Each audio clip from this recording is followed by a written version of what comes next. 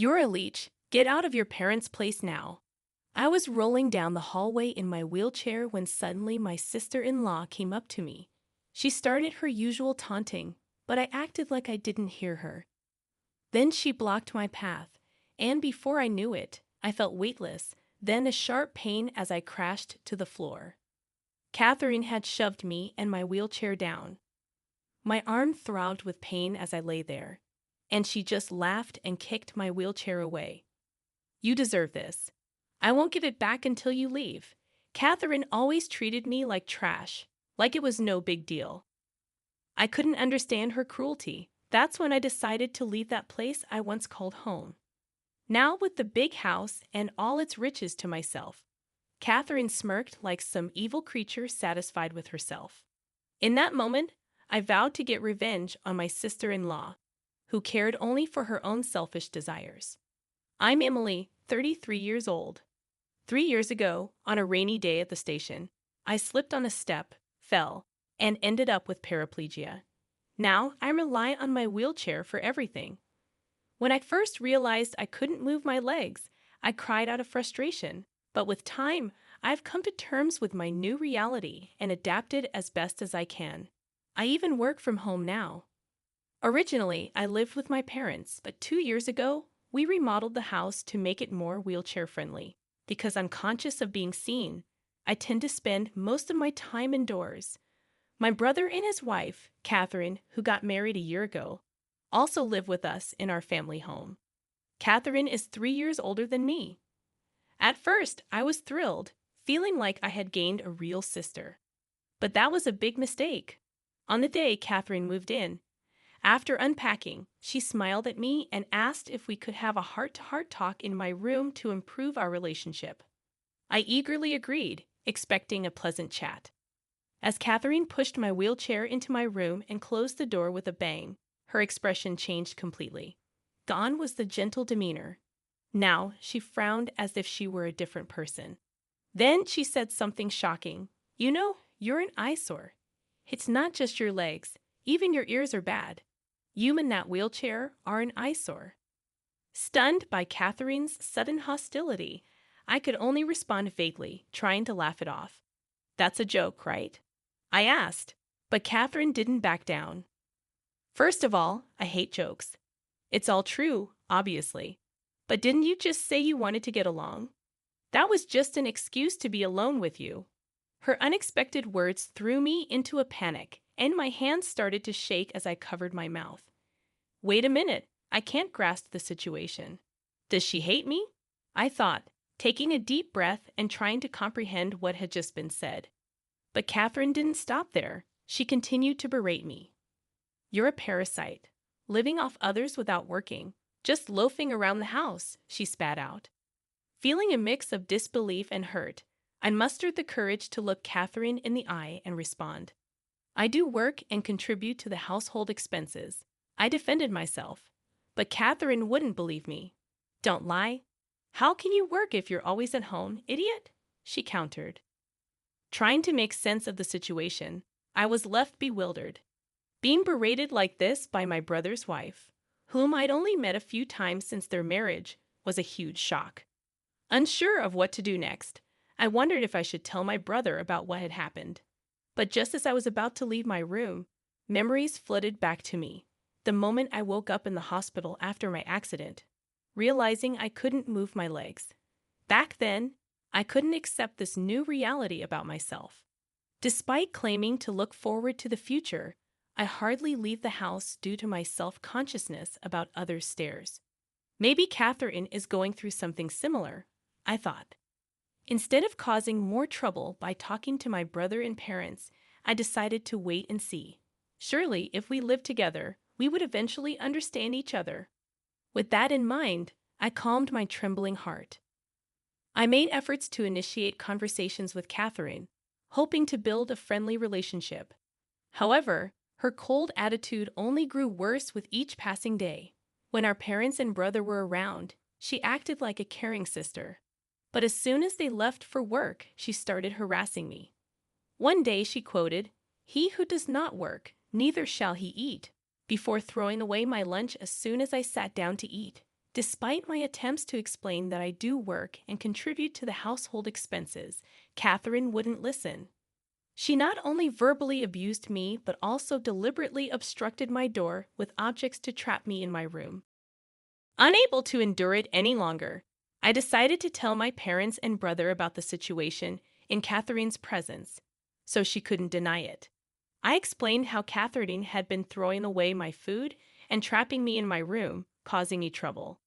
However, Catherine quickly denied everything, claiming that she threw away the food because she didn't like it and accidentally left the vacuum cleaner in front of my room while cleaning.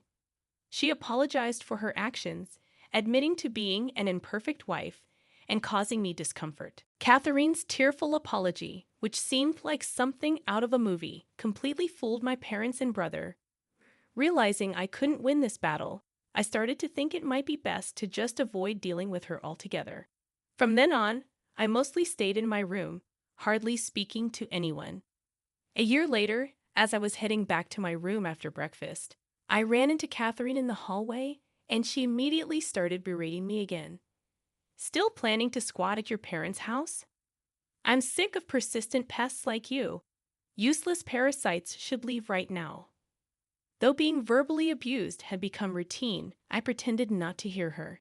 But when she blocked my way and refused to move, I tried to push past her. That's when she sneered and forcefully kicked my wheelchair. I was jolted by the impact and tumbled to the ground, feeling a sharp pain shoot through my arm. Struggling to get up, I found myself unable to lift the fallen wheelchair. As I lay there in pain and humiliation, Catherine stood over me, arms crossed, trying to contain her laughter. Pathetic, she scoffed. What a sight. Begging for help, I pleaded for her to return my wheelchair. But she only kicked it further away, out of my reach, saying she wouldn't give it back until I agreed to leave the house. Seeing her look down on me while committing such cruel acts made me realize I had to leave the home I once knew. With newfound determination, I decided to move to a high-rise apartment. But Catherine scoffed at the idea, mocking my ability to afford it.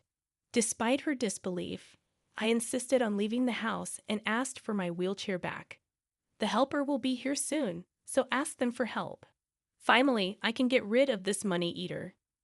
Now this big house and all its wealth are all mine. Get out of your precious wheelchair and start packing right away. For the first time, I realized this was Catherine's true nature, to go to such lengths for her own desires. She truly was a terrifying person, becoming the devil in my eyes. She left without returning my wheelchair, leaving me exposed and shivering on the cold floor of the hallway during the winter season. My body temperature quickly drained, and despite my efforts to crawl towards my wheelchair, my injured arm was too weak to move me even a step. I hoped the helper would arrive soon. What if I had to stay like this forever? As I continued to shiver from the cold, I heard the front door open, and the helper arrived. I cried out for help, and the helper rushed over, noticing something was wrong. They immediately took me to the hospital, where fortunately, it was determined to be just a bruise with no bone abnormalities. I was prescribed ointment and returned home with a bitter feeling, beginning to prepare to move out. I wouldn't let this go. I would reveal Catherine's true nature and make her regret it. On the day of the move, Catherine was getting ready to leave after finishing her breakfast. She hurriedly headed to the front door, making sure to tell me one last thing. Make sure you clean up and leave before I get back, and never come back to this house again. I replied firmly, you don't have to worry. I'll be gone from here for good. Then, with a bitter finality, I said, goodbye forever. Goodbye. Catherine seemed unusually cheerful, and I couldn't help but wonder what her reaction would be when she found out about the impending tragedy that awaited her. My plan was nearing completion, but despite this, leaving the home I had grown attached to felt like being forcefully pulled away. I bid my farewells by touching the pillars and walls one last time, expressing my gratitude. Goodbye, my beloved home. Thank you for everything.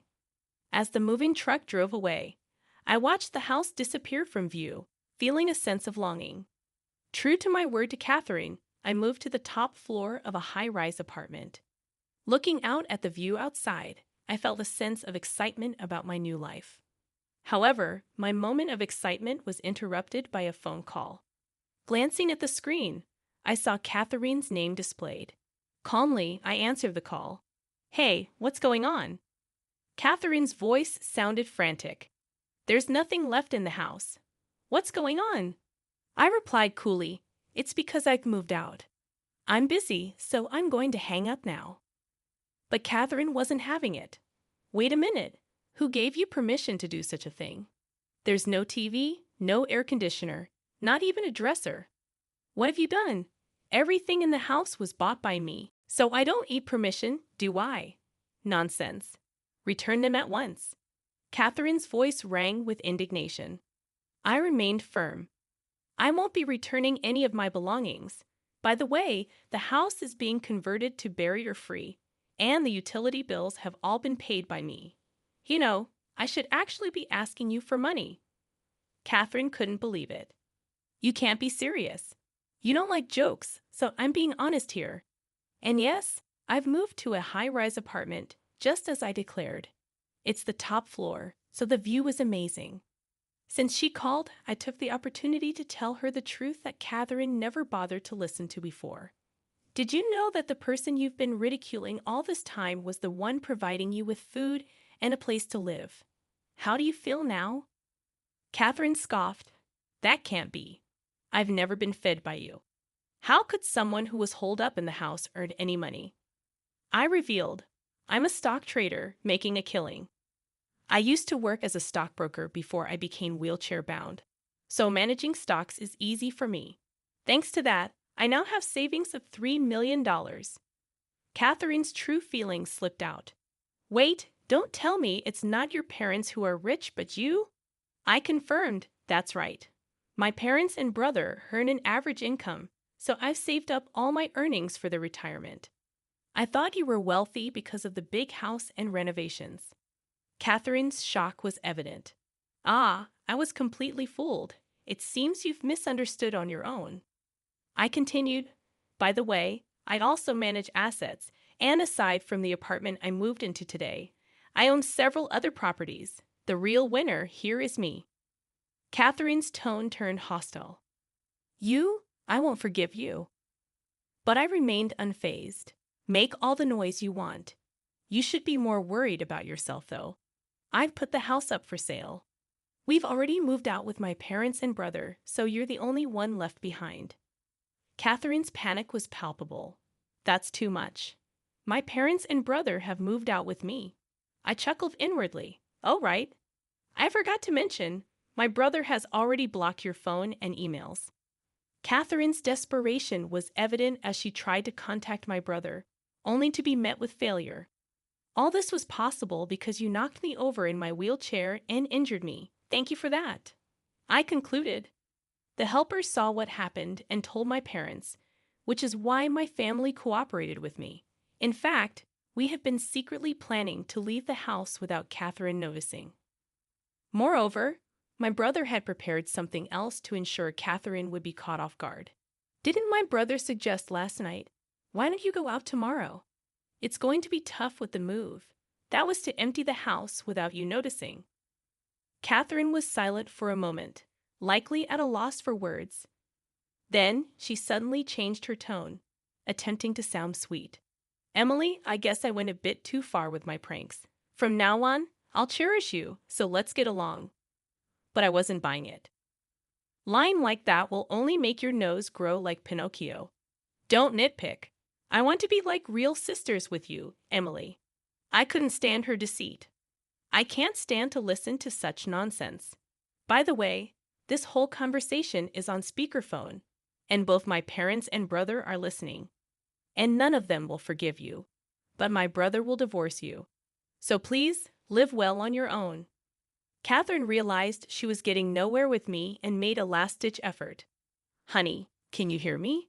This divorce talk is just a joke, right?" My brother didn't seem inclined to answer her question. He was listening and laughing at her distress. "Shut up," was all Catherine got in response. "Hey, let's talk this over properly, okay?" Catherine pleaded. Okay.